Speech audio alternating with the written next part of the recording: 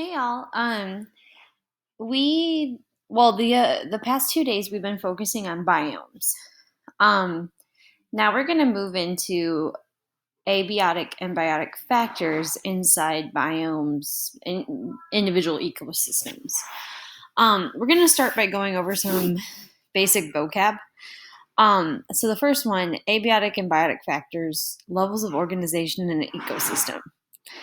An organism, we've been kind of talking about this for the most part since when we were talking about the six kingdoms.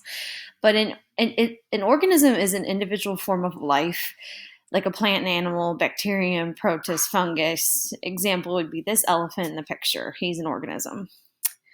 Um, Populations.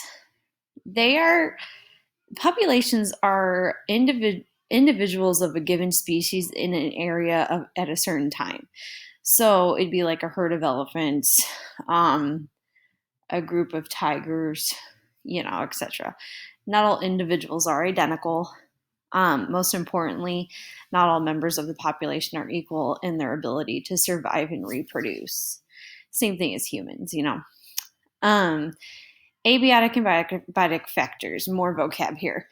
Levels of organization in an ecosystem. So now community is our next vocab term.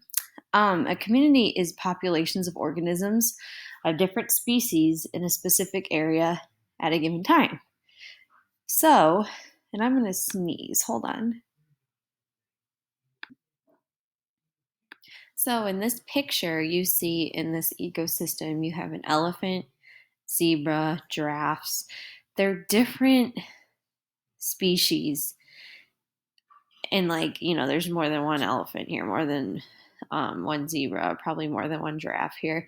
So it's populations of these groups of different species in a specific area at a given time. So that would be your community. We had been talking about mainly biomes, but an ecosystem is like smaller parts of a biome. Biome is when they include multiple ecosystems in a specific area because they have a lot of similarities in common. But an ecosystem is all of the living biotic factors and all of the abiotic factors in an area. So it's when the biotic living parts and the abiotic non-living parts of an ecosystem work together, really.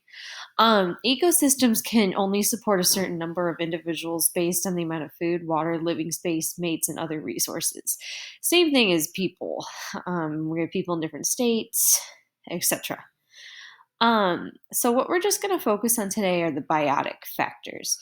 Biotic factors in an ecosystem are the living parts. The prefix bio means life, kind of like biology. That's like the study of life. So biotic factors are living or once living organisms in an ecosystem. So examples, animals, plants, fungi, and bacteria.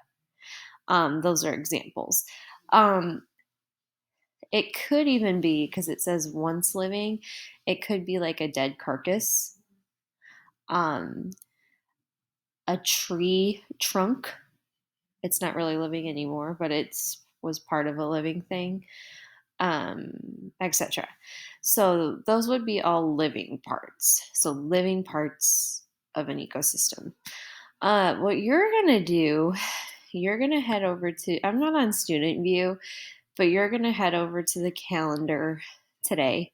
You're gonna click on the biotic factor assignment, and you'll look at the picture, and then in this picture list 5 biotic factors in this ecosystem and tell me why they're biotic factors. And it should be pretty easy to do, but you just submit and then you are done for the day. All right, well, see you soon.